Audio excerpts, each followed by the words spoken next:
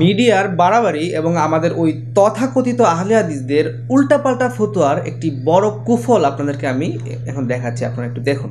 প্রথমে আপনারা একটি অনলাইন ভিত্তিক নিউজ চ্যানেলের হেডলাইনটা দেখুন। তারা লিখছে, হিল্লা বিয়েতে রাজি না হওয়ায় সমাজচ্যুত একটি পরিবার। অর্থাৎ বরগুনা জেলায় একটা পরিবারকে শুধুমাত্র হিল্লা বিবাহ করাতে রাজি না হওয়ায় তাদেরকে নাকি সমাজ থেকে বরখাস্ত করা হয়েছে। এই হচ্ছে তাদের হেডলাইন। এবার চলুন তাদের নিউজের ভিতরে ঢুকি এবং আসল কাহিনী কি সেটা একটু বোঝার চেষ্টা করি।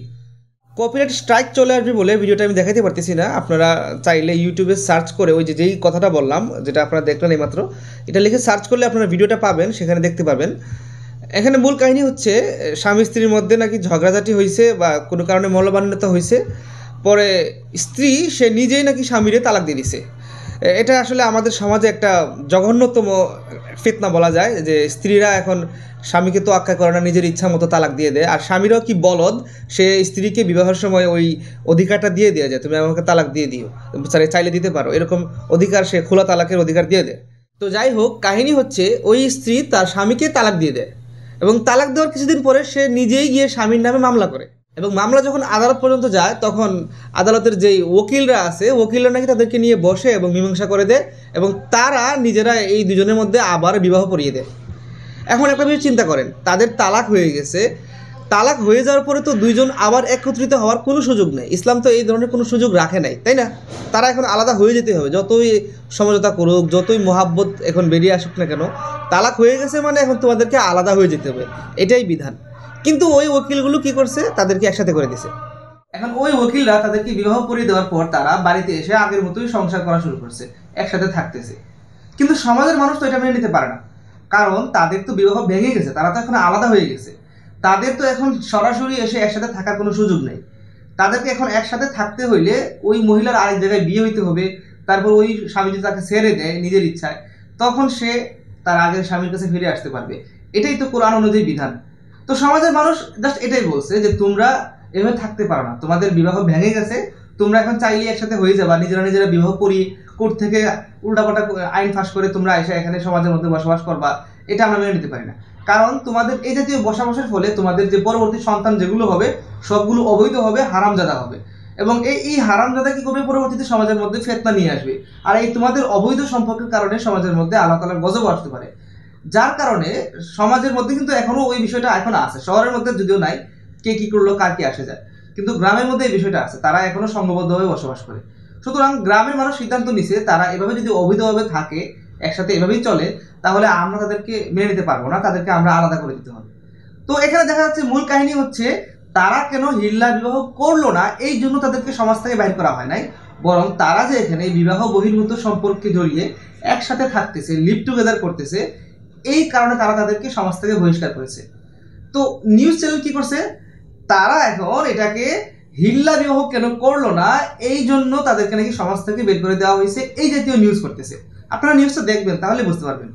তারা এখানে বিষয়টাকে এভাবে উপস্থাপন করতেছে, এখানে মহিলার বক্তব্য নিতেছে, মহিলার শ্বশুরের বক্তব্য নিতেছে, অমুক তমুক যারা আরো হিতাকাঙ্ক্ষী আছে এদের বক্তব্য নিতেছে, আর বলে দিচ্ছে যে সমাজের মানুষ নাকি তাদের সাথে কথা বলতে আগ্রহী না, বাস এতটুকুই খালাস। কিন্তু বিষয়টা দেখেন তারা কিভাবে ঘুরাই ফেলছে। আসল কাহিনী কিন্তু ওই জায়গা না, আসল কাহিনী হচ্ছে তাদের এই অবৈধ সম্পর্কের ফলে তারা যে একসাথে থাকতেছে, এটাতেই মূল সমস্যা। আর এই যে মিডিয়া এখানে কথাকে এদিক সেদিক ঘুরে দিতে পারতেছে, এটা যে তারা করতে পারতেছে, এটা মূলত হয়েছে আমাদের এই আহলে হাদিসদের এই ভ্রান্ত ফতোয়ার কারণে। কারণ আহলে হাদিসদের ফতোয়া হচ্ছে হিল্লা বিবাহ বৈধ না। তারা এই হিল্লা বিবাহ বলতে তারা আসলে বিষয়টাকে এমন উপস্থাপন করে যেটা আসলে হুবহু সমাজে ওইরকমও না, কিছুটা আছে, কিছুটা বলতে অনেকটাই আছে। এবং হ্যাঁ, এটা একটা নিকৃষ্ট কাজ, এটা একটা অভিশপ্ত কাজ, এটা আসলে আল্লাহ তাআলা সরাসরি লানত করছেন এদের উপরে, মানে তো বুঝতেই পারতেছেন এটা এটা কোন লেভেলের খারাপ কাজ, এটা আর বলে প্রকাশ করার মতো না। কিন্তু এই যে তারা এখন এটাকে হারাম বলে দিল, হারাম বলতে বলতে দলিল লাগবে, দলিল ছাড়া জাস্ট আল্লাহ তাআলা লানত করছেন এই কথার উপর ভিত্তি করে এটাকে হারাম বলে দিল। আর তারা যেটাকে হারাম বলছে, মিডিয়া এটাকে সুযোগ হিসেবে নিচ্ছে যে এই কাজটা যদি হারাম হয় আর সমাজ যদি এই কাজটা না করার কারণে তাদেরকে সমাজ থেকে বঞ্চিত করে, তাহলে বিষয়টা কি দাঁড়াইলো যে একটা হারাম কাজ না করার কারণে সমাজ তাদেরকে বাইর করে দিয়েছে। তো বিষয়টা অনেকটা এরকম হয়ে গেছে। তো এই যে মিডিয়া এখানে সুযোগটা গ্রহণ করতে পারছে কেন, এই আহলে হাদিসদের এই ফতোয়ার কারণে। ফতোয়াটা হচ্ছে মূলত এই কাজটা একটা নিকৃষ্ট কাজ, একটা খুবই বাজে কাজ, আল্লাহ তাআলা লানত করছেন। সুতরাং তোমার তালাক হয়ে গেছে মানে তুমি এখন তাকে তার পথে যেতে দাও, সে এখন কি করবে না করবে, কার সাথে বিবাহ বসবে, তোমার এখানে কথা বলার, হস্তক্ষেপ করার কোনো অধিকার নাই। সে তার যেভাবে ইচ্ছা সেভাবে সে বিয়ে বসুক, তারপরে সে যদি আবার তোমার কাছে তালাকপ্রাপ্ত হয়ে আসে তাহলে আসো, কিন্তু তুমি এখানে কোনো হস্তক্ষেপ করতে পারো না। যদি করো তাহলে তুমি লানতপ্রাপ্ত আল্লাহর পক্ষ থেকে। কিন্তু যদি চুক্তি করে হোক আর যেভাবে হোক যদি বিয়েটা কেউ করে ফেলে এবং করার পর ছেড়ে দেয়, তাহলে শরীয়তে যে শর্ত আরোপ করা হয়েছে ওই স্ত্রী তার পূর্বের স্বামীর জন্য হালাল হওয়ার ক্ষেত্রে, এই শর্ত কিন্তু আদায় হয়ে গেছে, যদিও অবৈধ পন্থায়, কিন্তু শর্ত আদায় হয়ে গেছে। এই হিসেবে কথা আর কি। তো এটাকে এই উল্টাপাল্টা প্যাচপুচ লাগিয়ে সমাজের মধ্যে একটা ফেতনা, একটা বিভ্রান্তিকর পরিবেশ, এবং এটার সুযোগ নিচ্ছে মিডিয়া। মিডিয়া এখানে উল্টাপাল্টা ফতোয়া দিয়ে কখনো দেখা যাচ্ছে ও কাউকে দর্শক বানিয়ে দিচ্ছে, কখনো কোনো সমাজের উপর ব্লেম করতেছে।